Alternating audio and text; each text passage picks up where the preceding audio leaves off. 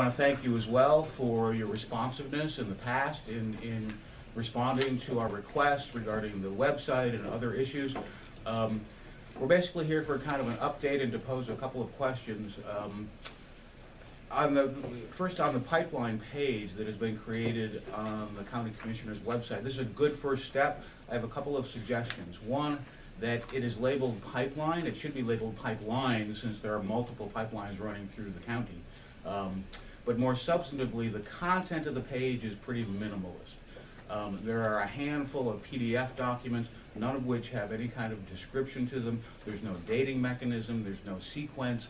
They're not divided by which pipeline it is. I think it would be very helpful to divide that page into Atlantic Sunrise and then a series of documents in reverse chronological order with a little abstract so that people know what it is. Sunoco, Mariner East projects. It would be very helpful for the public to have a timeline, where these things are going, right? What is the anticipated timeline of these various projects? Because again, going just to this page alone, one barely finds out anything. Well, my suggestion, because we certainly have limited staff and if you have a way that you could feed that information to our folks, because Absolutely. you're on top of it more than we are. So, well, would that be appropriate, Jamie? If they, I think they're asking for us to give them the information. A lot of times they don't get it. Well, what we're asking is that the general public have access to this information and that it be presented in a way that is reader-friendly and that it be updated routinely. And I know that there's limited staffing and so on, but again, right as it stands, this pipeline page is not quite useless, but it's not very helpful. So we're just here to, that's sort of point number one, is to ask that this page be developed further. I had sent along a kind of a template back in whatever that was 3-4 months ago. I don't think what he's asking for is complicated. I just realized that our staff has been shorthanded. They lost a staff person. I think it can be a whole lot better, and I'm sure we can work to get that done. I did get a letter from Sunoco this week. And I did. That was one of the questions I had. Who's going to fill in that questionnaire? Tetra something. well, I'm not aware of receiving that, but we did have real internet difficulties.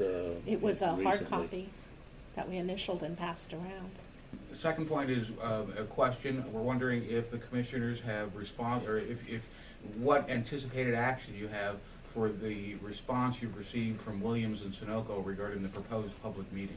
Have you? But we had a discussion here yesterday, which leaves us in a little bit of a conflict as a board. Our esteemed gentleman from the press raised an issue after the last time you folks were in, and we talked about this meeting and the constraints that were placed on the meeting by the pipeline companies.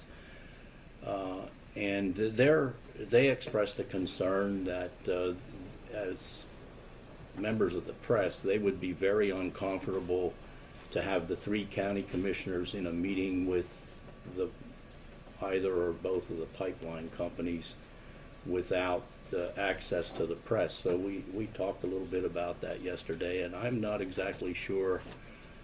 Both offers, and they were very similar in nature, Right. so both offers are accepted.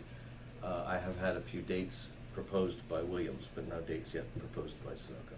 Okay. And after the meeting, there would be a press conference where the press could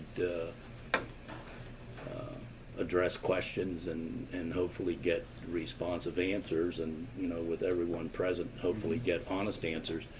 But I have a rekindled concern about the Sunshine Law and the 3 of us being together in a closed-door meeting like that. And that's a concern that we share as well. So I think, in all honesty, you folks are looking for an opportunity to challenge these folks at a public meeting and so on. And you've had some of those along the way, but I'm not sure that it's our obligation to create another venue where that can happen.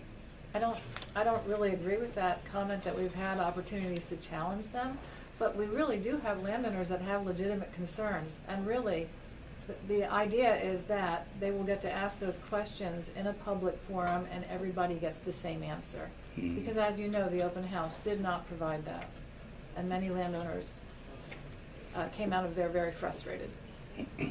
They got either no answers or several different answers. And that's really not acceptable with something as important as this. I had the power to tell Sunoco and Williams, which incidentally I guess is the same company now, is that right? If I had the power to say, the county commissioners want you to have a public meeting where everyone can attend and answer questions, I would be willing to do that, but unfortunately I think we lack that. You know, not that much, but are you strong enough about the press being there that you would want us to revisit with them and say, if they're not invited, we're not having this? Where are you at? How strong are I you? think absolutely the press should be Okay, there. all right. I mean, absolutely. Why would they not be able to be there? Well, You be willing to participate with limited numbers from your group, but have the questions that you want answered if the three commissioners, and we could be there if it's a meeting where the press and some of the public are, we could be there together because they would obviously be our monitor our input and our comments and so on. If we could get that one piece, are you interested? And if your answer is no, then I don't see us working toward that. Well, can I just say, the point of this meeting is not for us to meet with Williams, it is for the public to meet with Williams. Okay, well. That is really the point of the meeting. It's not about us, it's about the landowners getting to ask their questions. but if you could get those questions from those people to present to them, to get those answers, if that's the real, you know, what you're trying to accomplish, I'm just trying to figure out how we get that accomplished within what they're willing to do. And we can't force them to do anything, basically. And the information, they would answer those questions and it would become public information. So without the shouting match, which, you know, the theatrics of the whole thing, which I think would be wonderful. Have the commissioners consulted with the solicitor about whether this would even be legal to meet behind closed doors, without the press, given the Sunshine Law? We can accept information. My thoughts with the staff, as I said in the past, was whether it's EMA, assessments, and those kinds of departments, GIS, they need information to have accurate response in case of a disaster and things of that nature. To me, with the commissioners and the department heads meeting, that's maybe a separate meeting, but I think that there are some real needs for concrete information with our departments if this pipeline is going to expand or a new one comes through or whatever it might be. Your meeting is, you know, granted there, if there's give and take that we're being asked to make commitments to, then that's different, then that violates the Sunshine Law. But if we're receiving information for our departments, I don't think that we're not making any decisions. Decide that we're going to form a coalition, and the commissioners would take a leadership role in trying to help negotiate land leases and things of that nature for the people, if that's what they're asking for. That has been done, I think, in Chester County, which is one of the models that you presented. I remember talking to Kathy Cazone down there, and those are some things that they've done is spoken for their citizens. If we take that kind of a leadership role, then yes, we could break the Sunshine Law. They didn't ask for the meeting, the commissioners Right, did. we requested it, so. Jamie just reminded me that about 2 months ago, we did accept the invitation. So the commissioners have accepted the Well, we were intending to move forward with it, but, you know, you folks still have issues with it. The press have issues with it, and in turn, I think we have some issues with it. So there's I suppose, a consensus that the guidelines that they set out are just too restrictive to suit any of us, or all of us, for sure, so. I don't like the whole concept of making the news the focus of any story. I have concerns that a meeting would be held in which the news media would not be permitted to be in. However, under the circumstances where you might have we might have access to you and to you afterwards, for the sake of getting the information that you need, I would be willing and able to live with that. Again, I am an observer and a My reporter. comment was along those lines that, do we want to throw the whole thing out? Ultimately, it may happen if your goal, I'll go back to that again, if your genuine goal is to get answers for the public, and that is what we can still accomplish under the meeting that we have in place here, because Either videotaping or a stenographer or something, so that again, what happens in that room and the answers and so on that are given, the information provided, does not just stay in that room, but there's a public record of what happened, of what was said, and what the responses were. And again, Because if what they happens say in a no to closed that, room- if they say no to that request, are you saying that we don't want a meeting? We're saying that's highly problematic. Those are highly Can you just say yes or no to that, because we have to get to a place where if the public has 10 questions that they want answered, and they're not gonna be able to do that because we're insisting that we have a public record, to the people that are giving us this, meeting. I just don't see how what the gain is. If you get 60% of what you want in something, sometimes that's better than 100% of nothing. Right, well, I would like a meeting to take place. I don't like that the media is restricted. I don't like that the audience is restricted when it comes to landowners.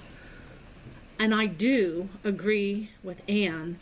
When I hear a response to a question I ask, it creates new questions. So these are not ideal conditions in which to hold this sort of meeting. But in lieu of no meeting at all, hearing that Gordon, and I'm assuming, John, I don't want to assume too much here, but that if we would be available to answer their questions, and maybe even the pipeline company could participate in a press conference afterwards. That way the vetting can be done within the meeting and we can listen, but we cannot participate in case anything would come to a vote later on. But you guys can ask your questions and we can simply be witnesses. I think that there's nothing wrong with that. I don't think that violates the sunshine law, because we can receive information, we just can't discuss it. Another request we made a few months ago was about videotaping the county commissioners meeting. Yes, I wonder if any progress has been made on that front? I did get a contact at Comcast. Mhm. So that is as far as I got. And so we've talked about how, and with our IT upgrade, maybe there would be a way of having that in-house on our system. But I was trying to go the route of Comcast to see if they could put it on their local channel so that people can watch it any time of day. Great. So that's where I got it. we are very open to that and very interested in that. I would like to see all of the